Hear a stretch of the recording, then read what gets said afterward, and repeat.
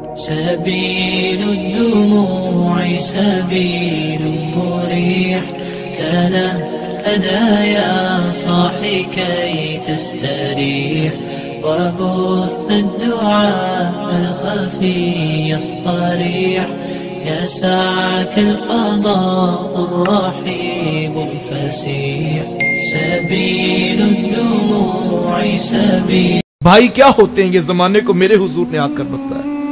آقا کریم علیہ السلام تشریف فرماتے کہ ایک نوجوان حاضر خدمت ہوا، آ کر عرض کرتا ہے کہ حضور میں کماتا ہوں اور میرا بھائی کماتا نہیں، رہتے اکٹھے ہیں، اخراجات سانجے ہیں، تو میرے حصے کی کمائی بھی اس کی طرف چلی جاتی.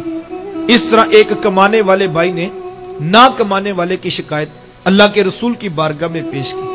آج گھر گھر کا یہی دکھڑا ہے. جو زیادہ کماتا ہے وہ دوسروں کو خاطر میں نہیں لاتا. بڑا بھائی چھوٹوں کے لیے بے پناہ محبت کے جذبات رکھتا ہو، لیکن اس کی آمدن تھوڑی ہو تو چھوٹے تانا دیتے ہیں کہ تو نے باپ کے بعد کون سی جاگیر ہے جو ہمارے لیے بچا کے رکھی. آج کہا جاتا ہے کہ تو کہتا ہے تیری عزت کوئی نہیں کرتا. تیری عزت کس بات پہ کرے؟ تیرے بچوں کی فیسیں تو ہم بھرتے ہیں، گھر کے اخراجات تو ہم چلا رہے ہیں، تیری عزت کس بات پہ کرے؟ آج جس بھائی کے پاس دولت نہ ہو، دوسرے بھائی اس کی عزت کرنے کے بھی روادار نہیں.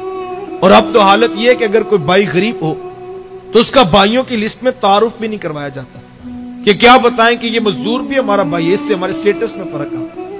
ہاں کوئی ایم پی اے ہو، کوئی ایم این اے ہو، کوئی چیئرمین ہو، کوئی شہر کا بڑا سوداگر یا تاجر ہو، وہ تیسرے خاندان کا بھی ہو تو ہم کھینچ کے اپنے کھاتے میں ڈال لیتے ہیں تاکہ پتہ لگے ہم تو شروع سے امراء کے خاندان سے تعلق رکھتے ہیں. لیکن میرے حضور علیہ السلام نے کتنی بڑی بات ارشاد فرمائی. عرض کی حضور میں کماتا ہوں، بھائی کماتا نہیں، رہتے اکٹھے ہیں، اخراجات سانجے ہیں، تو میرے حصے کی کمائی بھی اس کی طرف چلی جاتی ہے. حضور فرمایا ہو سکتا ہے اللہ تجھے رزق تیرے اس بھائی کی وجہ سے دے رہا ہو جو کماتا نہیں ہے. کتنی بڑی بات ہے یار. اس ایک بات پہ پوری زندگی گزاری جا سکتی. صاحب یہ تو کرم ہو گیا کہ اس نے تیرا ہاتھ دینے والا بنا دیا، لینے والا نہیں بنایا. اگر تیرا ہاتھ لینے والا بنا دیتے تو کیا کر سکتا؟ تو بھی تو سی ماں کا بیٹا، تو بھی تو سی باپ کی اولاد ہے. تیری رگوں میں کوئی الگ سے سرخ رنگ کا خون تو نہیں دوڑتا، تیرے دماغ میں الگ سے سوچو کہ سوتے تو نہیں آکے پھوٹتے. تجھے اپنی ڈگریوں پہ ناز ہے، تیرے سے بڑی بڑی ڈگریوں والے لوگوں کے آگے خاک چھانتے پھرتے. یہ محض اس کا کرم تھا صاحب، اس نے تیرا ہاتھ دینے والا بنا دیا. ساری برادری، پورا خاندان 30-30 سال سے کاروبار کرنے والے نیچے رہ گئے. تیرا ستارہ اوجے سریا کی بلندیوں کو چھونے لگا. تجھے اونچا اس لیے تو نہیں کیا تھا کہ تو ایم پی اے، ایم این اے اور وزیر اعظم کے ہر تعلقات نبھاتا پھرے. تجھے اونچا اس لیے کیا تھا تو پلٹ کے پھر نیچے دیکھتا. اور جو بہن بھائی اب نیچے رہ گئے تھے اب ان کو کھڑا کرنے کا سوچتا. وہ کسی دانشور نے کسی کروڑ پتی کا انٹرویو لیا تو پوچھا جناب آپ کروڑ پتی کیسے بنے؟ آج ہر شخص چاہتا ہے میں بھی راتوں رات امیر ہو جو میں بھی کروڑ پتی بن جاؤں. تو پوچھا جناب آپ کروڑ پتی کیسے بنے؟ تو اس نے مسکرا کے کہا میں نے اپنے نیچے والوں کو لاکھ پتی بنا دیا، قدرت نے مجھے کروڑ پتی بنا دیا. جو نیچے والوں کے بارے میں سوچ رہا ہوتا ہے، ہاں جو رات سونے سے پہلے سوچ رہا ہوتا ہے یار بھائی کی بیٹیاں زیادہ ہیں، بتیجا جوان ہو گیا، چلو ماشاءاللہ پڑھ بھی گیا، میں کوشش کرتا ہوں کہ ان ٹائم سے نوکری لگ جائے. یہ کسی کے بچوں کے بارے میں سوچ رہا ہوتا ہے کہ بھائی کا بوجھ ہلکا ہو جائے. اللہ کی رحمت کے فرشتے اسی کے ویڑے میں اتر رہے ہوتے ہیں. یہ تو سادہ سی بات ہے یار. جب بندہ ہو کے بندوں کے بارے میں پریشان ہو رہا ہوتا ہے، مجھے بتاؤ کیا وہ رب ہو کے بندوں پہ کرم نہیں کرے گا کہ یہ تو بندہ ہو کے میرے بندوں کے بارے میں پریشان ہو رہا ہے اور میں تو رب العالمین ہوں، میں تو احکم الحاکمین ہوں. یہ تو واضح حدیث بھی موجود ہے کہ حضور میں جب کوئی بندہ مومن اپنے مومن بھائی کی تکلیف کو دور کرنے کے لیے چل پڑتا ہے، اللہ کی رحمت کے فرشتے اس کے مددگار بن جاتے ہیں. اور جب تم دنیا کی کوئی تکلیف کسی کی دور کرو گے، عرش کا رحمان تمہاری حشر کی سختیاں دور فرما دے گا. یہ زندگی گزارنے کا اسلوب ہے جو میرے حضور اس کائنات میں لے کر جلوہ فراز ہوئے.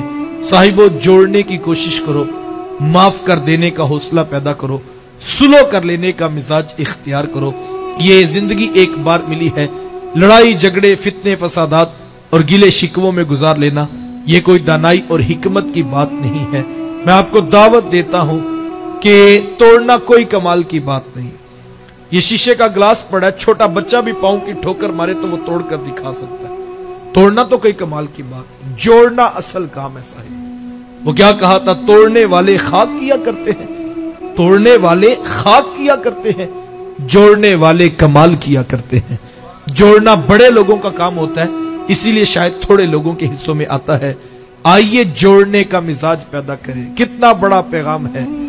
آپ اس شخص پر نشان لگائیں جو خاندان کو توڑتا ہے، جو برادری کو توڑتا ہے، رشتوں کو توڑتا ہے، بھائیوں کو لڑاتا ہے، بہنوں کو نفرت کی پٹیاں پڑھاتا ہے۔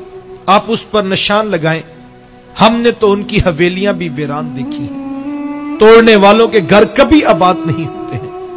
اور یار آپ اس شخص پر نشان لگائیں جو جوڑنے کی بات کرتا ہے، جو صلح کرنے کا حوصلہ رکھتا ہے، جو معاف کر دینے کی عادت اختیار کرتا ہے۔